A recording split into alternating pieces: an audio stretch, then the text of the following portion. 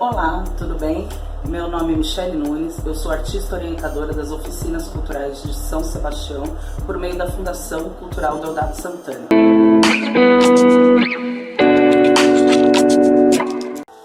Oi turma, tudo bem?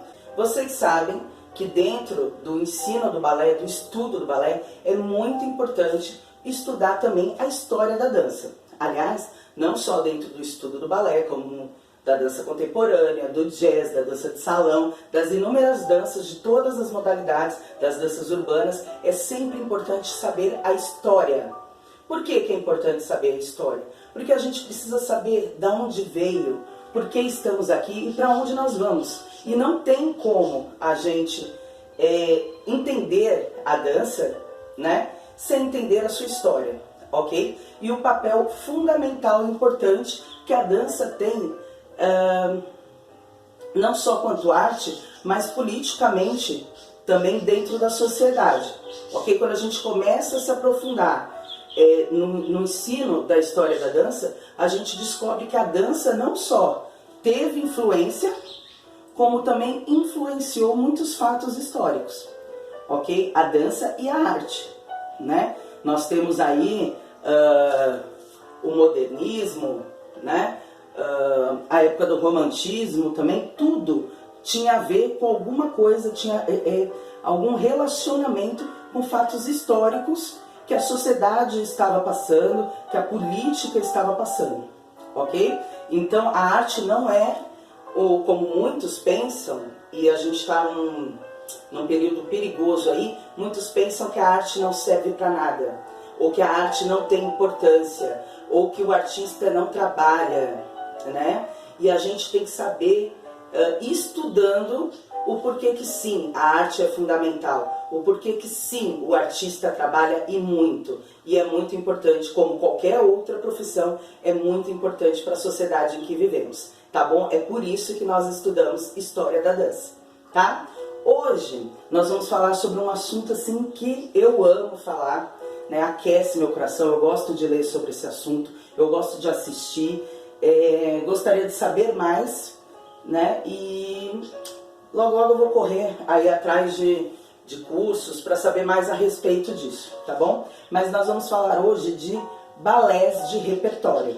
Você já ouviu falar desse termo, balé de repertório? De repente você já ouviu até eu mesma falando em sala de aula, né? O que são os balés de repertório? Eu tenho certeza que você já ouviu falar dos exemplos que eu vou dar aqui hoje para você. Feche os olhinhos aí. Vê se você não consegue imaginar uma bailarina vestida de cisne. Toda de branquinho ou toda de pretinho. Feche os olhos aí e vê se você não consegue lembrar do quebra-nozes. Você sabe, você já assistiu, nem que tenha sido o desenho da Barbie, não é mesmo? Pois é, você sabe o que é balé de repertório. Balé de repertório são esses balés que contam uma história. O Lago dos Cisnes, o Quebra-Nozes, Dom Quixote, Esmeralda, Gisele. Nossa, temos inúmeros exemplos de balé de repertório, ok? E é o sonho de toda bailarina pelo menos dançar um, ok? O balé de repertório, o que ele tem de diferente de outros balés, de outros espetáculos? O balé de repertório, ele precisa ser uma história com começo, meio e fim. O balé de repertório, ele conta uma história, certo? Ele é uma narrativa. E você precisa entender essa narrativa, essa história, sem palavras. Então é muito importante que os bailarinos sejam muito expressivos, né? Porque é só a partir da dança e de gestos que a história é contada. Não tem uma palavrinha no balé de repertório, ok? É só balé mesmo. E onde nasceu o balé de repertório? O balé de repertório nasceu na França, na corte do rei Luís V, ok? Meados ali do século XVIII. Mas, apesar de ter nascido na França, que foi nessa época que foram tirados máscaras, porque antigamente os grandes espetáculos de balé, eles eram feitos com máscara, perucas pesadíssimas, e máscara não era uma máscarazinha pequenininha não, que nem a gente usa aí pro corona não, máscara mesmo, umas máscaras pesadérrimas, perucas também enormes, as roupas eram muito pesadas, as sapatilhas, os sapatos não eram nem sapatilhas, os sapatos usados eram muito pesados, então não valorizava o movimento, tá? E durante esses espetáculos também aconteciam declamações de poemas. E não era um poema curtinho assim não, eram horas e horas e horas e horas de poema. Então assim, a dança não era valorizada nesses espetáculos. E de repente, lá em meados do século XVIII, tudo isso foi retirado do balé e foi priorizado o movimento. Espetáculos com mais fluidez, com mais leveza, que as pessoas gostassem de assistir e entendessem, né? Principalmente compreendessem, porque apesar de terem tirado as palavras, os espetáculos ficaram muito mais fáceis de ser compreendidos e as histórias muito mais leves e muito mais gostosas de assistir, certo? Apesar, eu tô aqui com um caderninho, tá, gente? Porque nem tudo eu sei de cor, ok? E eu não quero falar bobagem aqui pra vocês. Então, apesar de ter nascido na França, aonde os balés de repertório cresceram e se popularizaram foi na Rússia, tá? A Rússia aí sempre sendo um grande nome na história do balé clássico mundial. Em 1862, Marius Petipa, que era um bailarino do balé imperial russo, ele criou um espetáculo chamado A Filha do Faraó. E esse espetáculo chamou muita atenção. E ele é considerado o primeiro, o marco ali dos balés de repertório, tá? Nesse espetáculo A Filha do Faraó, ele colocou múmias no palco, serpentes, lógico que de mentira, né, gente? Mas foi assim, uma grande produção para a época, né? E chamou muita atenção do público. Então, Marius Petipa é considerado o grande nome dos balés de repertório. Como é produzido, afinal, um balé de repertório? Esse tipo de espetáculo, ele criou muita força na época do romantismo, ok? Nós já estudamos lá na nossa primeira aula de História da Dança, puxa aí nos vídeos antigos, depois que acabar esse vídeo, né? Puxa aí nos vídeos antigos, eu vou falar sobre o romantismo, ok? Na época do romantismo, estava muito valorizado o romance, as histórias, né, os dramas, as histórias entre uma mocinha e um mocinho que se apaixonam. Esse é o grande tema do romantismo, o amor e o sofrimento por aquele amor, né? Nem sempre tinha um final feliz, mas existia romance, né? Existia paixão, muito sentimento envolvido nas produções da época do romantismo. Tá bom? E o balé não foi diferente. Então a época do romantismo valorizou muito os balés de repertório, ok? A produção dos balés de repertório é algo gigantesco. Os originais mesmo são produções gigantescas, tá? Os figurinos são verdadeiras obras de arte. Os cenários são obras de arte. Geralmente os bailarinos são acompanhados por orquestra, né? O compositor das músicas geralmente eram pessoas famosíssimas que compunham para os balés de repertório. Os coreógrafos ficavam super, hiper famosos, celebridades mesmo, tá? E super valorizados na época. Os bailarinos, dezenas de bailarinos no palco, ok? Um corpo de baile enorme, geralmente é o que compõe um balé de repertório. E o balé de repertório tem a bailarina principal, a solista, né, que é a protagonista da história, e tem o bailarino principal, que é o outro protagonista da história, o mocinho, né? E dependendo da história, né, dependendo de qual balé de repertório, existem também os antagonistas, que são as pessoas do mal, né? Que os mocinhos precisam combater para viver aquele amor, né? É quase uma novela, ok? Tem o mocinho, a mocinha e o pessoal do mal ali tentando fazer o mocinho e a mocinha não se encontrarem, tá bom? A solista e o solista geralmente são os melhores bailarinos da companhia de dança, ok? Que para conseguir esse papel geralmente fazem audições, né, super disputadas. Os bailarinos se preparam uma vida inteira para conseguir dançar para conseguir representar o personagem principal do balé de repertório, ok? Geralmente os balés de repertório seguem um padrão, né, de estrutura do espetáculo, como por exemplo, os grandes balés de repertório possuem o grande pas de deux.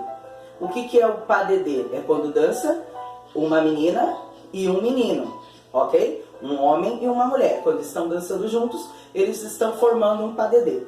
O grande pas de deux geralmente é constituído da introdução, do adágio, da variação feminina e variação masculina, que seria a hora que a menina dança sozinha e a hora que o menino dança sozinho, e a conclusão, ok? Mas existem outras estruturas usadas nos balés de repertório, tá bom?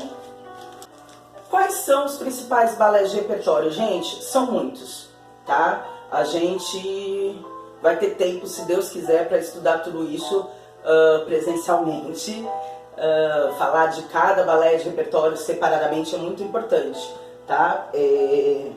Mas são muitos. Mas os principais, os mais conhecidos aqui no Brasil, são o Lago dos Cisnes e o Quebra-Nozes, tá? O Lago dos Cisnes tem uma coisa muito interessante. A sua estreia foi um desastre. Ninguém gostou. Dizem que a bailarina principal fez muitas adaptações, mudou muito a coreografia original, e aí o balé perdeu toda a sua característica e foi um desastre, tá bom? Só depois, na sua segunda montagem, que o Lago dos Cisnes virou o grande sucesso que é hoje, né? Muito assistido, conhecido e comentado. Os coreógrafos do Lago dos Cisnes são Marius Petipa, que a gente já falou dele aqui hoje, e Ivan Novi, tá bom? E a música é de Tchaikovsky. O Quebra-Nozes também é muito conhecido, porque é uma história de Natal. Então, quase todas as grandes companhias de dança, de balé clássico, né, do mundo, no fim do ano, dançam o Quebra-Nozes, tá bom? É uma história com temática de Natal, com muita magia, né? Os ratinhos dançam, né? O boneco dança, cria vida. Tem a magia do tio da Clara, né? Que faz mágicas ali durante a festa de Natal. Então, assim, é muito bonito, as crianças gostam muito, é realmente um espetáculo para a família inteira e é de fácil entendimento, né? Você assiste e você consegue, qualquer criança pequena consegue entender facilmente a história do Quebra-Nozes. A crítica, né, considera que é a melhor junção entre técnica, música, história, que a crítica considera o Quebra-Nozes um dos balés mais perfeitos em termos de conjunto, né? De harmonia, ok? A coreografia do Quebra-Nozes também tem uma curiosidade. Ivan Novi começou a montar e aí ele achou, não se interessou por aquela temática muito infantil e Petipa, Marius Petipa, terminou. A música também é de Tchaikovsky, tá bom? E o Quebra-Nozes é sem dúvida o balé mais dançado no Brasil, ok? Aí nós temos um balé que eu gosto muito, também, que é o Dom Quixote. Ele também foi coreografado por Marius Petipa, por isso que eu disse que ele é o grande nome dos balés de repertório, ok? Mas eu gosto muito do Dom Quixote porque ele é baseado no livro do Miguel de Cervantes com o mesmo nome, o nome Dom Quixote. Então é uma história baseada no livro. E essa história é muito linda, né? É muito legal, é um drama muito forte. E é marcante.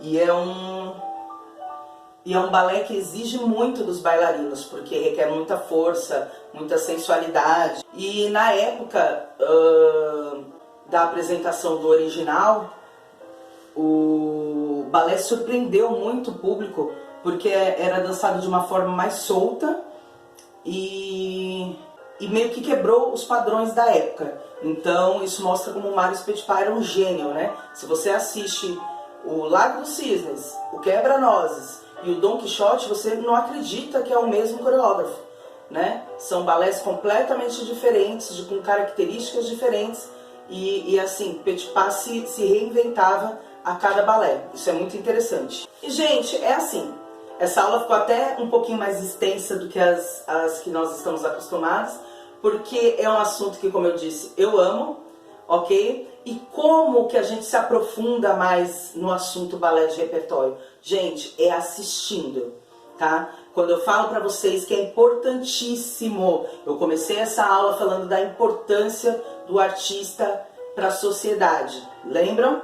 Comecei essa aula falando sobre isso. É importantíssimo que nós artistas, você que gosta de fazer balé, você tem que assistir balé. Não só balé, você tem que assistir teatro, você tem que assistir shows de música, ok? E agora na quarentena a gente tem a internet, gente. Várias coisas legais acontecendo aí na internet. Então você quer estudar mais sobre balé de repertório, vai aparecer aí logo, depois que eu falar tchau aí, vai aparecer sugestões de canais que vocês podem estudar mais, canais com vídeos, canais aí do YouTube com outras pessoas explicando sobre balé de repertório. Vai aparecer aí para vocês links de vídeos, tem espetáculos inteiros na internet. Você não precisa gastar nada, você não precisa ir ao teatro, mesmo porque os teatros estão fechados. Então, existem espetáculos inteiros na internet para você assistir. Então, assista o Lago do Cisne. Começa assim. Vamos começar com os espetáculos que eu comentei aqui com vocês hoje. Assista Lago dos Cisnes, assista o Quebra-Nozes, assista Dom Quixote, tá bom? E depois você comenta pra mim o que você achou. Um beijo, até a próxima aula. Tô morrendo de saudade. Tchau, tchau!